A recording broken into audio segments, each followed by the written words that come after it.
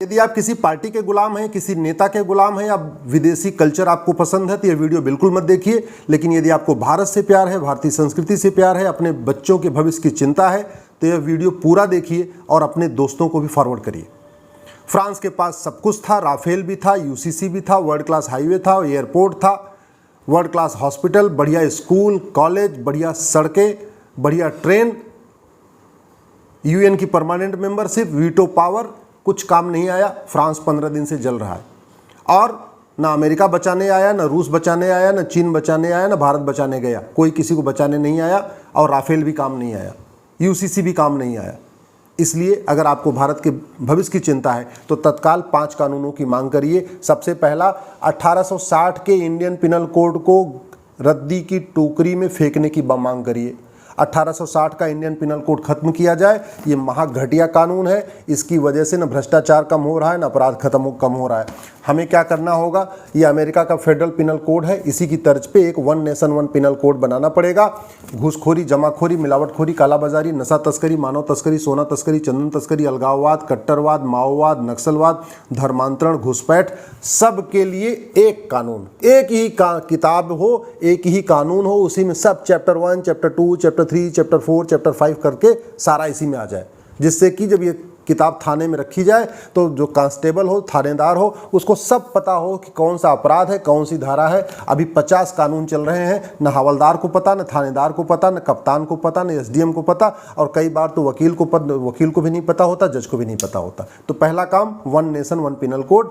इसमें जो एक चैप्टर धर्मांतरण हो, एक चैप्टर घुसपैठ हो, उसमें धर्मांतरण और घुसपैठ को राष्ट्र की सुरक्षा के लिए खतरा घोषित कर दिया जाए और एनएसए लगाया जाए। राष्ट्र की एकता अखंडता के लिए खतरा घोषित कर दिया जाए और यूएपीए लगाया जाए। धर्मांतरण और घुसपैठ को ऑर्गेनाइज्ड क्राइम घोषित कर दिया जाए। गैंगस्टर एक्ट लगाया जाए। 100% प्रॉपर्टी जब्त किया जाए। 10 से 20 साल की सजा दिया जाए। मैं गारंटी के साथ कहता हूं, धर्मांतरण भी रुक जाएगा और घुसपैठी अपने आप भाग जाएंगे। एनआरसी की जरूरत ही नहीं पड़ेगी। घुसपैठी इसलिए रुके हुए हैं, उनकी आवभगत हो रही है, उनको मुफ्त में राशन, मुफ्त में मकान, मुफ्त में दुकान मिल रहा है, वजीफा मिल रहा है, इसलिए रुके हुए हैं। जैसे ही 100% प्रॉपर्टी जब्त करने और 10 से 20 साल की सजा देने का कानून बनेगा, 80% घुसपैठी खुद ही भाग जाएंगे। जो बचे हुए 20% है, पुलिस उनको आराम से ढूंढ लेगी। दूसरा, 1861 का पुलिस एक्ट खत्म किया जाए। नया एक one nation one police code बनाया जाए। 1 घंटे के अंदर एफआईआर दर्ज करना अनिवार्य किया जाए कि शिकायत के 1 घंटे के अंदर एफआईआर दर्ज करना कंपलसरी होना चाहिए और 1 महीने के अंदर जांच पूरा करना आवश्यक होना चाहिए। ये बाकायदा one nation one police code में लिखा होना चाहिए। पुलिस चार्टर लागू करना पड़ेगा। आज की डेट में यूपी की पुलिस अलग तरीके से काम कर रही है, केरल की अलग, बंगाल की अलग, बिहार की अलग, झारखंड की अलग। जैसा जहाँ पे जिस पार्टी की सरकार है उसी के अकॉर्डिंग पुलिस काम करती है। हमें ऐसा कानून नहीं चाहिए। आज जो पुलिस एक्ट है 1861 का, इसके कारण पुलिस सत्ता की गुलाम बनी हुई है। अच्छा शासक है तो अच्छी तरीके काम कर रही है, घटिया शासक है तो केवल वसूली करती है। ये वसूली बंद हो, इसका एक ही तरीका है, एक नया one nation one police code. तीसरा, 1872 का एविडेंस एक्ट खत्म करना पड़ेगा। जो एग्जिस्टिंग जुडिशल सिस्टम है इसको खत्म करना पड़ेगा। एक नया one nation one judicial code बनाना पड़ेगा। आज की डेट में आपने देखा ही, याकूब मेनन के लिए रात में सुप्रीम कोर्ट खुलती है, तीसरा सीतलवाड़ के लिए रात में सुप्रीम कोर्ट खुलती है। मैं कह रहा हूं कि बुरा नहीं है, खुलना चाहिए सुप्रीम कोर्ट को, लेकिन ये केवल तीसरा सीतलवाड़ के लिए और याकूब मेनन के लिए क्यों? आम जनता के लिए क्यों नहीं? किसान के लिए क्यों नहीं? मजदूर के लिए क्यों नहीं? मिडिल क्लास के लिए क्यों नहीं? बिजनेस व्यापारी करने के लिए क्यों नहीं? ईमानदारी से काम करने वालों के लिए क्यों नहीं? केवल माफियाओं के लिए रात में खुल रही है, आतंकवादियों के लिए खुल रही है, देश विरोधियों के लिए खुल रही है। ये तभी बंद हो सकता है जब one nation one judicial charter लागू हो। जब तक एग्जिस्टिंग जुडिशल सिस्टम रहेगा, जो ब्रिटिश जुडिशल सिस्टम है, तब तक जज अपनी मनमानी करते रहेंगे। उनकी मनमानी पे तभी रोक लगेगी जब एक जुडिशल चार्टर लागू होगा, one nation one judicial code लागू होगा। चौथा जो सबसे इंपॉर्टेंट है कि भारत में आज भी देश विरोधी बातें स्कूलों में सिखाई जा रही हैं, नफरत सिखाई जा रही हैं। ऐसी किताब चल रही है जो एकदम संविधान के प्रियम्बल के खिलाफ है। संविधान के प्रियम्बल में 6 शब्द हैं, equality, justice, liberty, fraternity, unity. और ऐसे किताबें हैं जो अलग अलग स्कूलों में चल रही हैं, जिनको विशेष दर्जा मिला हुआ है स्कूलों का, जहाँ पे न भारत की संस्कृति के बारे में सिखाया जाता है, भारत की संस्कृति के खिलाफ नफरत करना सिखाया जाता है, भारत के बहुसंख्यक समाज के खिलाफ नफरत करना सिखाया जाता है। एक ही तरीका है, one nation one education code लागू हो। एक देश एक शिक्षा बोर्ड, एक देश एक syllabus, one nation one syllabus, one nation one education board.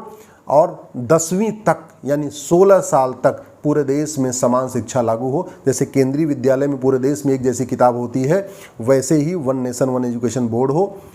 Bengal वाले बंगाली में पढ़ें, गुजरात वाले गुजराती में पढ़ें, महाराष्ट्र वाला मराठी में पढ़ें। सिलेबस कंटेंट एक होना चाहिए, न मदरसा न मिशनरी स्कूल, केवल और केवल भारतीय स्कूल, भारतीय शिक्षा बोर्ड।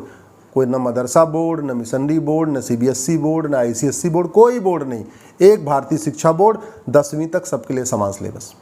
और जो सबसे इंपॉर्टेंट है, सबसे इंपॉर्टेंट पांचवा, जो हमने कहा ना, one nation one police code, one nation one penal code, one nation one judicial code, one nation one education code, और पांचवा most important, one nation one tax code. सारी समस्याओं का जो मूल कारण है भ्रष्टाचार है। घुसपैठिए घूस दे के आते हैं, धर्मांतरण की फंडिंग काले धन हवाला से होती है। तो अगर भ्रष्टाचार खत्म हो जाए तो देश विरोधी 50% चीज़ें अपने आप ही खत्म हो जाएंगी। तो उसके लिए वन नेशन वन टैक्स लागू करना पड़ेगा, इनकम टैक्स खत्म करना पड़ेगा, जीएसटी खत्म करना पड़ेगा, वैट खत्म करना पड़ेगा, सारा कुछ खत्म। जितने भी टैक्स हैं, केवल जो कस्टम लगता है, जो विदेश से हम सामान आयात करते हैं, वो लगना चाहिए। बाकी भारत के अंदर विद इन कंट्री जितने भी टैक्स लग रहे हैं, वैट हो गया, टीडीएस हो गया, इनकम टैक्स हो गया, ये सब खत्म हो। केवल वन नेशन वन टैक्स यानी बैंकिंग ट्रांजैक्शन टैक्स लागू किया जाए। उसके लिए केवल इतना करना पड़ेगा, 100 रुपये से बड़ी नोट बंद करना पड़ेगा, 5,000 रुपये से महंगे सामान का कैश लेन देन बंद करना पड़ेगा, प्रॉपर्टी को आधार से लिंक करना पड़ेगा, नार्को पॉलीग्राफ ब्रेन मैपिंग कानून बनाना पड़ेगा, और बैंकिंग ट्रांजैक्शन टैक्स लागू करना पड़ेगा। यानी जब भी आदमी कोई बैंक से ट्रांजैक्शन करे तो उसको 1% एक्स्ट्रा देना पड़ेगा। 100 रुपये का सामान खरीदा, 101 रुपये दिया, 1000 का सामान खरीदा, 1010 दिया। इसी तरीके से 1% एक्स्ट्रा, यानी अगर 1 लाख का सामान खरीदा तो 1,01,000 रुपये। और ये सबके लिए बहुत अच्छा भी है, आसान भी है। आम जनता के लिए अच्छी बात यह है कि उसके ऊपर न कोई इनकम टैक्स आ रहा है, न जीएसटी आ रहा है, कुछ नहीं आ रहा है, तो 1% देता जा रहा है। भाई जिसको न हर साल अपना इनकम टैक्स फाइल करना है, न रिटर्न फाइल करना है, न सीए के पास जाना है। व्यापारियों के लिए अच्छा कि वो जीएसटी से टेंशन से ख़त्म, हर 3 महीने में उनको जीएसटी भरना होता है, उसमें दुनिया भर की फॉर्मेलिटी होती है, पूरा एक डिपार्टमेंट रखना पड़ता है, एम्प्लॉइज़ रखना पड़ता है, हर डिपार्टमेंट में, हर फैक्ट्री में एक सेल अपना टैक्स डिपार्टमेंट रखा हुआ है, वो सब खत्म हो जाएगा। जब जब व्यापारी बिजनेसमैन कहीं किसी को पैसा देगा, एक बैंक थ्रू जो है बैंक देगा, या through ATM, Paytm, Bhim, UPI, debit card देगा, 1% एक्स्ट्रा देता जाएगा। सरकार के पास ज़्यादा इनकम होगी और आम जनता को बहुत लाभ होगा। और जो सबसे बड़ी बात, ये भ्रष्टाचार खत्म हो जाएगा। कुछ लोग सोच रहे होंगे कि ये बैंकिंग ट्रांजैक्शन टैक्स गरीब आदिवासी कैसे करेगा। 48 करोड़ जनधन खाता खुला हुआ है, जनधन खाता केवल गरीबों का होता है। वैसे भी ये बैंकिंग ट्रांजैक्शन टैक्स उन्हीं पे लागू होगा जो ज़्यादा महंगा सामान खरीदेंगे। भाई 5,000 रुपये तक का जो सामान है वो तो कैश में खरीद सकते हैं। जिसकी एमआरपी 5,000 से ज़्यादा होगी, जैसे अगर रेल टिकट खरीदा 5,000 से महंगा, एयर टिकट खरीदा 5,000 से महंगा, कोई ऐसा सामान खरीदा जिसकी एमआरपी 5,000 से है, अगर 4,000 रुपये का शर्ट है तो कैश में खरीद सकते हैं। अगर 5,000 रुपये से महंगा शर्ट है तो उसको आपको ऑनलाइन देना है। तो गरीब आदमी तो वैसे ही बेचारा वो न आईफोन खरीदता है, न स्कूटर खरीदता है, न कार खरीदता है, मोबाइल खरीदता है। और वैसे भी भारत में 225 करोड़ खाते हैं इस समय टोटल, 130 करोड़ तो आधार बन चुका है। गरीब से गरीब आदमी बैंक से जुड़ा हुआ है। किसान सम्मान निधि जो आती है वो गरीबों को आती है। इसका मतलब आदिवासी, ट्राइबल, सब आदमी, हिंदू, मुस्लिम, सिख, ईसाई सब बैंक से जुड़ गया है। तो आज की डेट में बैंकिंग ट्रांजैक्शन टैक्स लागू करना बहुत संभव है। ये वन नेशन वन टैक्स लागू करते ही, यानी बीटीटी लागू करते ही, मैं गारंटी के साथ कहता हूँ माओवाद खत्म हो जाएगा, नक्सलवाद खत्म हो जाएगा। बीटीटी लागू करते ही जो मणिपुर जल रहा है, ये पूर्वोत्तर का अलगाववाद खत्म हो जाएगा। बीटीटी लागू करते ही जो कश्मीर में अलगाववादियों की फंडिंग हो रही पूरी खत्म हो जाएगी। बीटीटी लागू करते ही जो मिशनरियों को बहुत बड़ी मात्रा में फंडिंग होती है काला धन और हवाला एफसीआरए के जरिए, उस पर रोक लग जाएगा। तो बीटीटी से धर्मांतरण भी रुकेगा, भ्रष्टाचार भी रुकेगा, थाने की दलाली रुकेगी, तहसील की दलाली रुकेगी, कोर्ट में जो न्याय बिक रहा है वो बंद हो जाएगा, जो घूस लेके जज किसी को जमानत देते हैं वो सारा सिस्टम खत्म हो जाएगा। क्योंकि पैसा लेंगे तो खर्च ही नहीं कर पाएंगे, जब खर्च नहीं कर पाएंगे तो पैसा लेंगे क्यों। बीटीटी ऐसा बढ़िया सिस्टम है कि इसमें पहली बात तो आदमी कैश ले ही नहीं सकता है, क्योंकि कैश पे बैंक से कैश निकासी पे भी बैन रहेगा। ज़्यादा कैश आप बैंक से निकाल ही नहीं सकते। हर महीने की एक लिमिट होगी, हर महीने बैंक से आप इतना मैक्सिमम पैसा ले सकते हैं। तो ऐसे में 5 कानून सरकार लागू कर दे, 1 nation 1 penal code, 1 nation 1 police code, 1 nation 1 judicial code, 1 nation 1 education code और 1 नेशन 1 टैक्स कोड, ये 5 कानून अगर तत्काल लागू कर दिया गया तो आने वाले टाइम में भारत में फ्रांस जैसी हालत नहीं होगी।